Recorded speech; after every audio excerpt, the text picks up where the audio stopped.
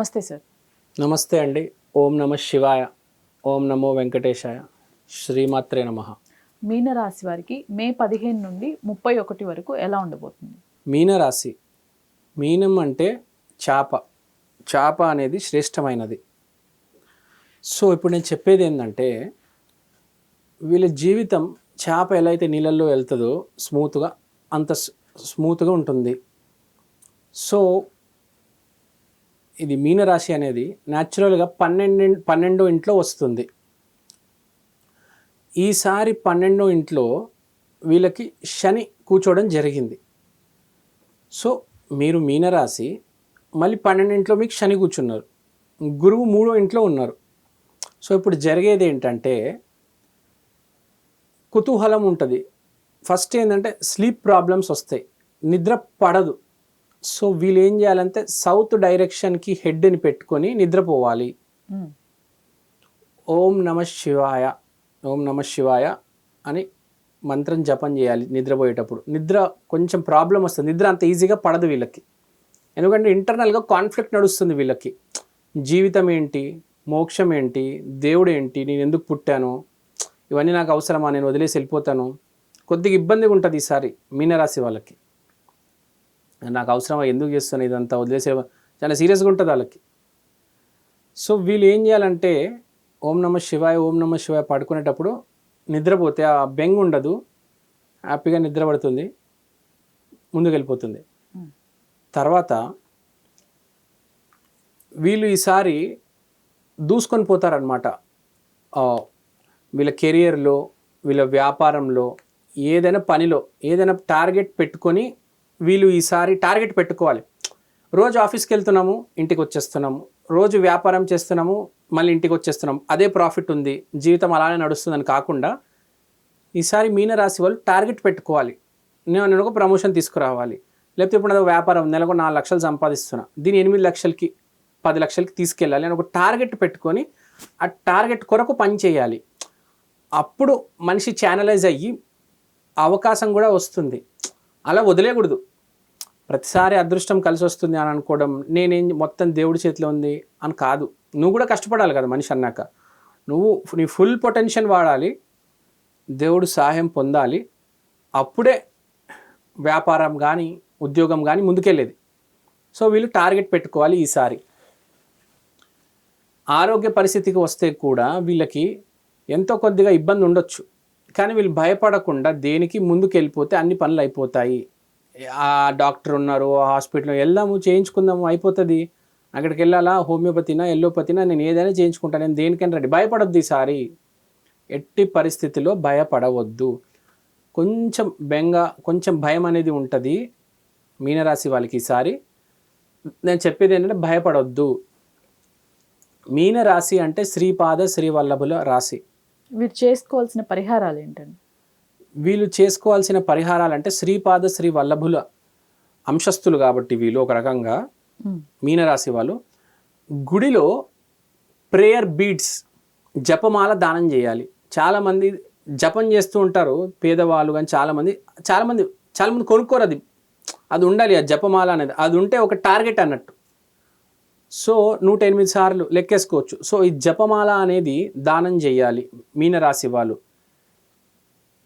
తర్వాత ఈ మంత్రాలు ఉండే పుస్తకాలు ఉంటాయి, విష్ణు సహస్రనామం, అష్టోత్తరాలు. ఈ పుస్తకాలు కూడా గుడిలో ఉన్న వాళ్ళకి దానం చేయాలి. గుడిలో పులిహార పెట్టడం.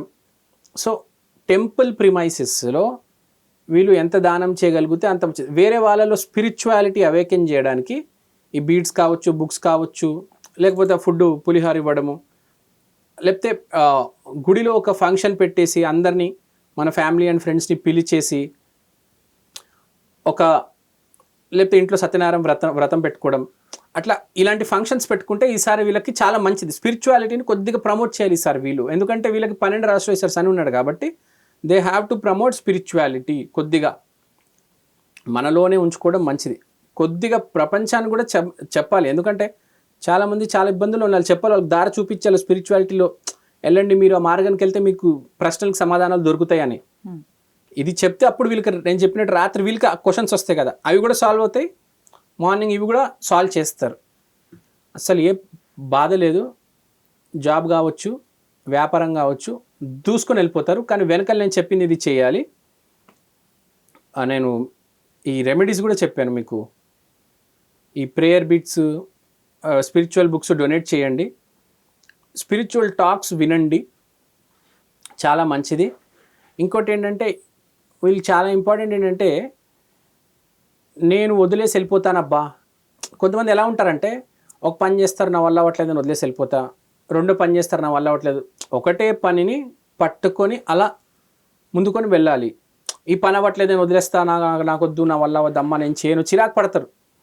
సో చిరాకు పడకుండా ఎంత కష్టమైనా అలా శ్రీపాద శ్రీవల్లభుల కాలు పట్టుకున్నట్టు గట్టిగా ఆ పనిని కూడా పట్టుకొని ముందుకు కొనసాగాలి.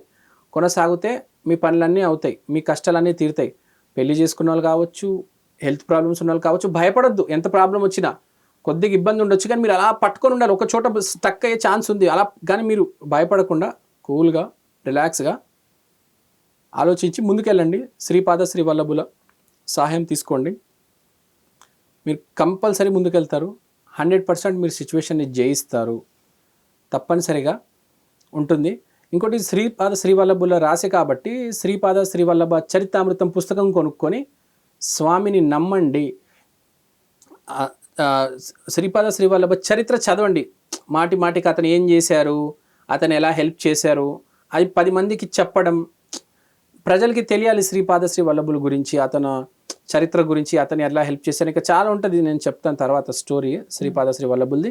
సో బేసిక్గా ఏంటంటే మనిషి అయిపోయింది నా జీవితం అని అనుకోకుండా మిరాకిల్ జరుగుతాయి. ఎప్పుడైతే చీకటి వస్తుందో దాని తర్వాతనే కదా వెలుతురు వచ్చేది. సో మిరాకిల్ అనేది జరుగుతుంది. అలా గట్టిగా హోల్డ్ చేసుకొని ఉండాలి అని చెప్పాలి. మనం చుట్టుపక్కల ఏదో మనం వాడేదో కష్టాల్లో ఉన్నాడు మనకి ఎందుకు అన్నట్టుగా అలా ముందుకెళ్ళిపోవడం కాకుండా ఒక హోప్ క్రియేట్ చేయాలి మనిషిలో. మీన రాశి అంటే హోప్ క్రియేట్ చేయాలి. నీలో విపరీతమైన హోప్ ఉంటుంది, కానీ ఎదురువాడిలో కూడా నువ్వు హోప్ క్రియేట్ చేయాలి. కొన్ని రాశులు ఉంటాయి హోప్ ఉండదు, నేను చచ్చిపోతాను అంటారు, కానీ వాళ్ళలో కూడా హోప్ క్రియేట్ చేసి వాళ్ళ జీవితాన్ని కూడా ముందుకు తీసుకెళ్ళాలి. మీరు 12 రాశుల్లో హోపు, అవకాశం అనేది బాగా పాజిటివిటీ, దేవుడు నమ్మేది మీనరాశి. ఎందుకంటే వాళ్ళు మోక్షం గురించి కూడా ఎప్పుడు ఆలోచిస్తూ ఉంటారు ఎక్కువ. సో పక్కన వాళ్ళలో కూడా అది జనరేట్ చేయాలి. మన లోపలే కాదు, మనం ఒక్కడమే కాదు కదా, మన చుట్టుపక్కల వాళ్ళు కూడా హెల్ప్ చేయాలి. చాలామంది ఉంటారండి, డ్రైవర్లు ఉంటారు, పని వాళ్ళు ఉంటారు, వీళ్ళు ఉంటారు, వాళ్ళు ఉంటారు. మనం అధికారి కావచ్చు, కానీ మనం చెప్పాలి అందరికీ. మనలో మనమే ఎవరితో తక్కువ, అందరినీ అంటే మాట్లాడరు. వీడి డ్రైవరు వీడితో మాట్లాడడం ఏంది, వీడి క్లీనర్ వీడితో మాట్లాడడం ఏంది, వాళ్ళతో కూడా మాట్లాడాలి. వాళ్ళకి హోప్ క్రియేట్ చేయాలి. వాళ్ళు కూడా సిచ్యువేషన్ నుంచి బయటపడతారు. అందరు సమానమే, ఒకరు ఎక్కువ ఒకరు తక్కువ అనేది ఏమీ లేదు. మనం చూస్తూ ఉన్నాం, పెద్ద పెద్ద చీఫ్ మినిస్టర్సే 2 సార్లు 3 సార్లు గెలిచిన ఓడిపోయిన వాళ్ళు ఉన్నారు. ఇప్పుడు జైల్లో ఉన్నారు. అలానే ఉంటుంది. మనిషిని మనిషిగా ట్రీట్ చేయాలి, మనిషిని మనిషిగా రెస్పెక్ట్ ఇవ్వాలి. ఎవరు ఎక్కువ ఎవరు తక్కువ కాదు, ఈ కులము ఆ కులము అనేది కాదు. ఎప్పుడైతే ఇది జరుగుతుందో అప్పుడే నీలో హోప్ పోతుంది. నీలో ఫస్ట్ ఫెయిల్యూర్ వస్తుంది, తర్వాత హోప్ పోతుంది, డిప్రెషన్ వస్తుంది. కాబట్టి ప్రతి మనిషిని సరిగ్గా ట్రీట్ చేయాలి. ఎవరైతే సరిగ్గా ట్రీట్ చేస్తారో వాళ్ళే ముందుకెళ్తారు. మోడీ గారిని చూసుకుంటే అందరినీ సరిగ్గా ట్రీట్ చేస్తారు. రాజశేఖర్ రెడ్డి అందరినీ సరిగ్గా ట్రీట్ చేస్తారు. అందుకని ఎప్పుడు వాళ్ళు ఓడిపోలేదు, ఎప్పుడు సక్సెస్లోనే ఉన్నారు. అలా ఉండాలి. ఎప్పుడైతే వేరే వాడిని చిన్న చూపు చూస్తామో ఓడిపోతాం. అది గుర్తుపెట్టుకోవాలి మనం, ఎస్పెషల్గా మీనరాశి వాళ్ళు. అది. Thank you sir. Thank you.